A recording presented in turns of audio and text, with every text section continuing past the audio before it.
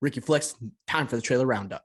We had one massive trailer that we need to talk about, one that was highly anticipated, that nearly made our most anticipated movies of 2022 draft from a few episodes ago.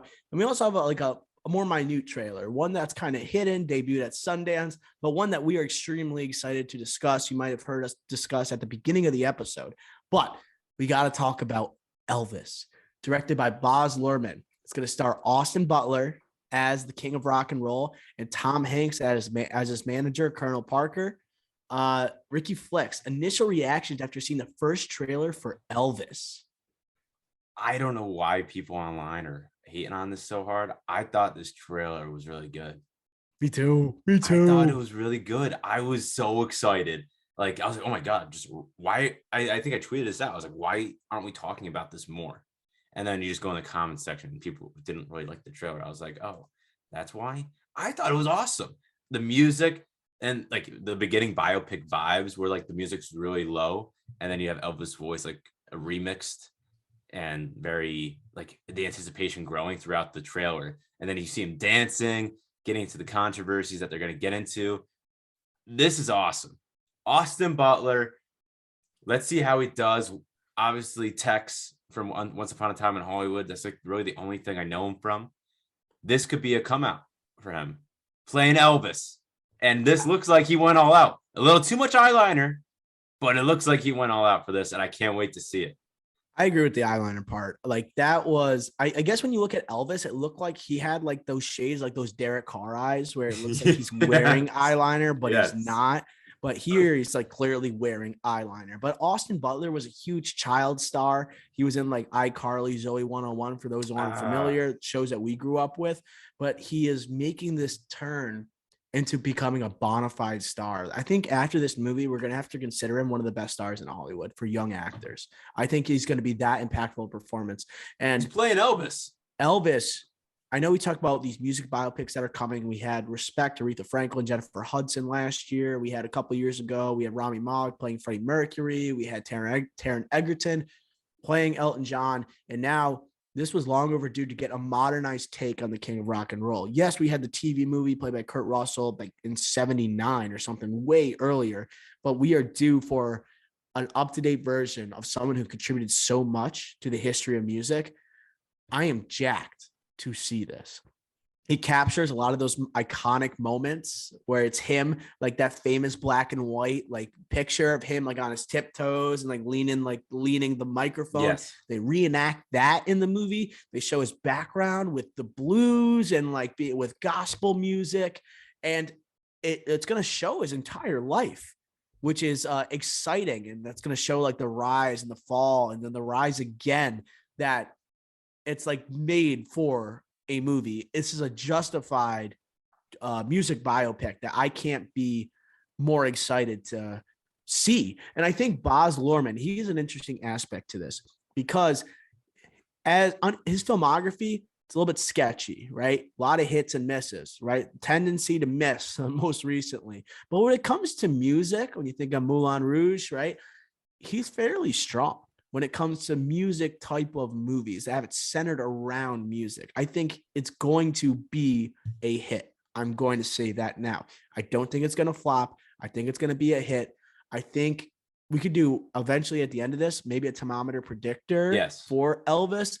But what do you think about Baz Luhrmann taking the helm? So I completely agree with you. I think we've said this before. The Great Gatsby, that's him. I bring this up.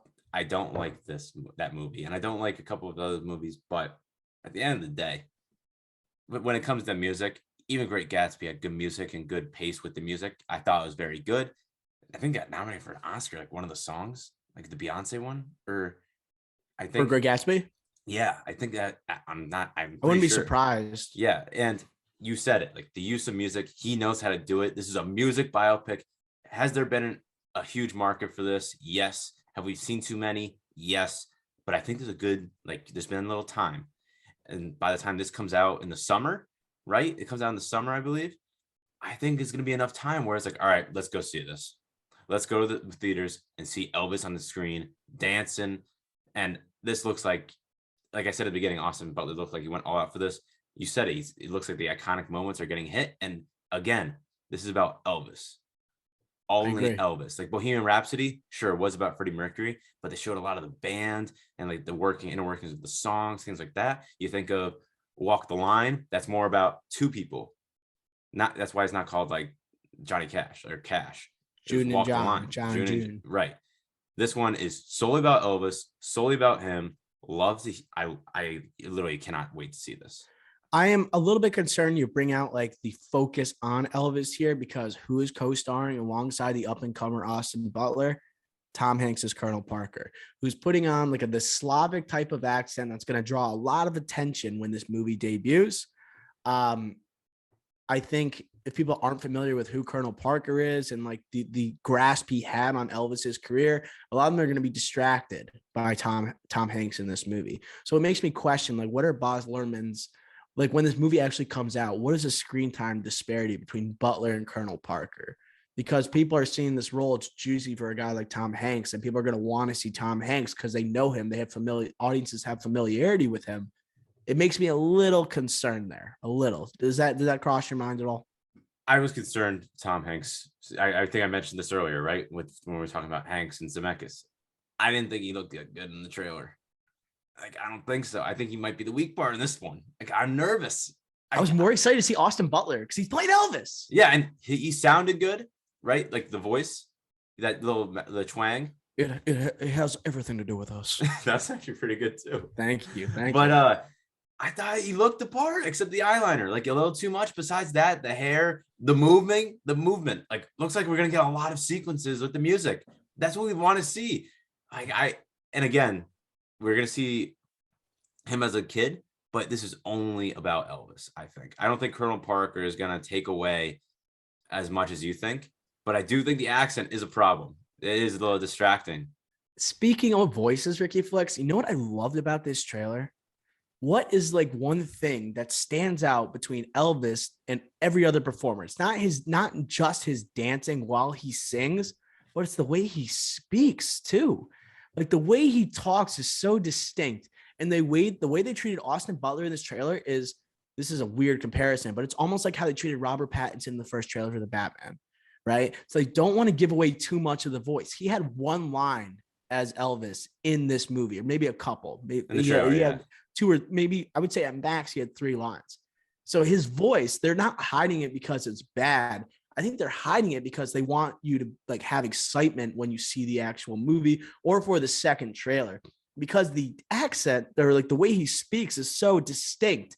And I can't wait to see him spend the whole movie talking like Elvis did, because it's hard to imitate. It takes a lot of practice, I would assume, to nail that, because it looks like he's trying so hard to speak, just Elvis himself, right? And then seeing someone try to adapt that, fascinating. And it looks like he's got the moves down. He's got the good looks and everything. He's got the moves. He's got the looks, the hair, the costume design. Awesome. The montage yes. at the end was so good. Incredible. I watched this trailer, I want to say 6 times over the last I watched it days. a few times. Yeah, it's very well put together. The trailer was very well done. There should be more hype around this movie. And it's just interesting because you mentioned Austin Butler, like started as a child actor. Instead of like, and then was in a Tarantino movie, like very small role there. He's making a similar trajectory as a lot of other big name actors that don't go the superhero route. He went this route, the music biopic, playing a famous figure. And like this is going to come out in the summer. Probably going to be similar to Rocket Man, where it came out during the summer, like not going to get the Oscar nom or anything. But this could be something big personally for Austin Butler to use, saying, okay, I'm here now. This is probably like, get the Golden Globe nom, probably a Golden Globe nom. Yep. And then stamp of approval, Austin Butler can star in movies going forward, and then maybe makes a run towards being an Oscar nominated actor here and there in the future. But again, I'm not going to say that yet, but I'm very hyped to see this movie. And the fact that I'm even saying that about Austin Butler is telling of how good this trailer was. Yeah, I we're on the same page here, Ricky Flex. I can't wait for the second one to come out. Mm. Uh, And it was we also a 3.5 minute trailer, so long. They and it showed was so also the much. intro and post trailer that Lerman posted that was 10 minutes long. Ugh, insane. So it was an interesting way to like introduce the trailer. But in my opinion, with that 10-minute segment, that is the wrong way to do trailers in 2022. We got like apps on here like TikTok and we got like Instagram Reels. No one is sitting around on their phone for 10 minutes to watch a trailer. Just get to the point, bud. It's just that's not going to pan out in the future. Yeah. But they made it a big deal. They tried to make it a spectacle. Somewhat worked.